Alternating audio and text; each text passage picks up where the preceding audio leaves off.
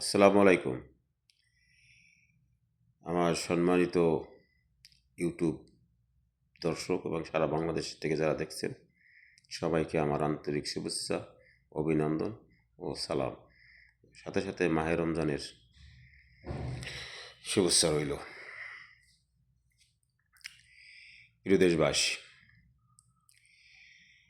আমি দীর্ঘ অনেক দিন ধরে কিছু কিছু জিনিস একা একা অ্যানালাইসিস করছি। তার ভিতরে একটি হলো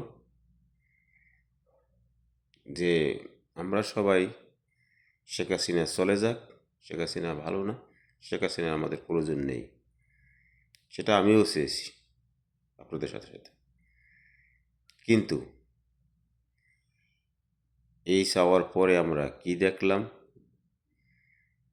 5ই আগস্ট 2024 এরপর থেকে দেশটা একটা ধ্বংসযোগ্য অবস্থানে দাঁড়িয়ে আছে।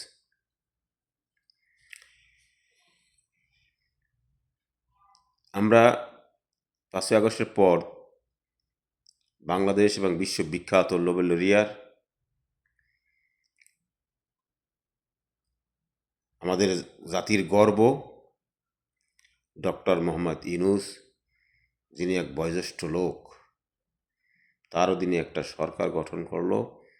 একটা ভুয়া জাজ মানে জাজের মাধ্যমে ভুয়া একটা ওটাকে কি বলে যে কোর্ট থেকে একটা রায়, ভুয়া একটা রায় নিয়ে, অথচ সেই রায়টা নিয়ে অনেক বিতর্ক আছে। সে রায়টা কি হলো? সে সময় কিন্তু প্রধান বিচারপতি সেনা হেফাজতে ছিলেন এবং সেখান থেকে একটা ভুয়া নিয়ে তারা ওত নিল। ওত নেওয়ার পর তারা সরকার গঠন করলো। সরকার গঠন করার পর সারা দেশটার ভিতরে একটা মব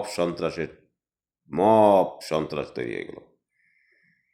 কোথায় আওয়ামী লীগ, কোথায় আওয়ামী লীগ সমর্থক, কোথায় আওয়ামী লীগের ভোটার, সকলকে একটা আওয়ামী লীগ ট্যাগ লাগাই দিয়ে আওয়ামী লীগের এজেন্ট হিসেবে তাদের বাড়ি ঘর, আসবাবপত্র, ব্যবসা বাণিজ্য সবগুলো ধ্বংস করতে লাগলো। এই জন্য এক কেয়ামত। মানে মানুষ যারা নিরীহ তাদের আওয়ামী লীগ করা যেন মহাপাপ। আর অপরদিকে কী দেখলাম? যারা দীর্ঘ দিনের অপকর্মের জন্য কোর্টের সাজাপ্রাপ্ত আসামি, তাদের সমস্ত মামলা আস্তে আস্তে আস্তে আস্তে করে এবং স্বীকৃতিপ্রাপ্ত যারা আসামি, তাদের সে সাজা এবং মামলা আস্তে আস্তে করে সমস্তগুলো খারিজ করে দেওয়া হলো। এবং সাথে সাথে আওয়ামী লীগ যারা করে নিরীহ ভালো, তাদেরকে মামলায় সম্পৃক্ত করতে লাগলো। একটা মামলায় কত হাজার হাজার লোক আসামি, হাজার হাজার লোক জেলে। তারপরে উনি ক্ষমতায় আসলো, ইউনূস ডেভিল হান্ট করলো, প্রেসার গ্রুপ করলো, মব সন্ত্রাস করলো, দেশের 12টা বাজিয়ে দিল। 2 লক্ষ কোটি টাকা ঋণ থেকে শেখ হাসিনা বাংলাদেশের সবচেয়ে খারাপ প্রধানমন্ত্রী, আপনাদের কথার তর্ক খাতির ধরে নিলাম। 2 লক্ষ কোটি টাকা ঋণ থেকে 23 লক্ষ কোটি টাকা উন্নীত হয়েছে। আমরা কেন পিছিয়ে থাকবো? আমরা অনেক আগায় গেলাম। তার বিনিময়ে কি হলো? টাকাই হলো, কাজ কিছুই হলো না। নিজেদের আখের তারা গুছাইতে লাগলো। তারপর নির্বাচন নিয়ে চাল বাহানা, নির্বাচন কোনোরকম দিয়ে দায় সারা করে উনি চলে গেল। নির্বাচন নিয়ে অনেক বিতর্ক। তারপর একটা জিনিস হলো, তাদেরকে সাধুবাদ জানাই, অন্তপক্ষে মুক্তিযোদ্ধারা আমাদের 71 এই রাজাকারদের ধর্ষণ থেকে হয়তো কিছুটা হইলেও রেহাই পাইছে। কিন্তু এই বিএনপি নামক দলটা এরা কখনোই আওয়ামী লীগের ভালো দেখেনি, আর ভবিষ্যতে দেখবে কিনা এটা আমার মনে হয় না। তবে এরা আস্তে আস্তে আওয়ামী লীগের উপর তারা আক্রমণ আরও জোরদার করবে ক্ষমতা নেওয়ার পর থেকে। কারণ যেদিন ভোট চাইছে সেদিন বলছে যে আপনাদের সবাইকে আমরা হেফাজত করব। ভোট নেওয়া শেষ, এখন তারা বলছে তাদের যে কর্মকাণ্ড সেই পুরনো কর্মকাণ্ড আবার ফিরে গেছে।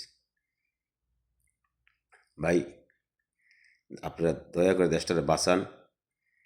আপনারা ক্ষমতায় আসছেন, আমি আপনাদেরকে সাধুবাদ জানাই, কিন্তু আর দুর্নীতিতে 5বার চ্যাম্পিয়ন হইয়েন না, খাম্বা দিয়েন না, ঠিক আছে? এখন আবার আপনার ফ্যামিলি কার্ড দিয়ে দেওয়ার দরকার নেই। আপনি দেশটাকে দেশের গতিতে চালান, আর কিছু উন্নয়ন করেন, দেশটা আর ডেভেলপ হোক। আমি আজকে আর কথা বলবো না, কিন্তু আমার কথা একটাই, সবার আগে ওনার স্লোগান দেশ, আমারও স্লোগান একটাই, সবার আগে দেশ ও মানবতা ও হিউম্যান রাইটস। এই দুটা জিনিস যেন মানুষের, এই 3টা জিনিস সবাই যেন পুঙ্খানুপুঙ্খভাবে পালন করতে পারে। সবাই মতাধিকার, মত প্রকাশ করার মতন যেন স্পেস দেওয়া হয়। মব সন্ত্রাসের দ্বারা যেন তাদের জীবন বিপন্ন না হয়, তাদের ব্যবসা প্রতিষ্ঠান, বাড়ি ঘর, ছেলে মেয়ে যেন এগুলো যেন মব সন্ত্রাসের আক্রান্ত না হয়। আমি এই বলে আমার বক্তব্য শেষ করছি। আসসালামু আলাইকুম।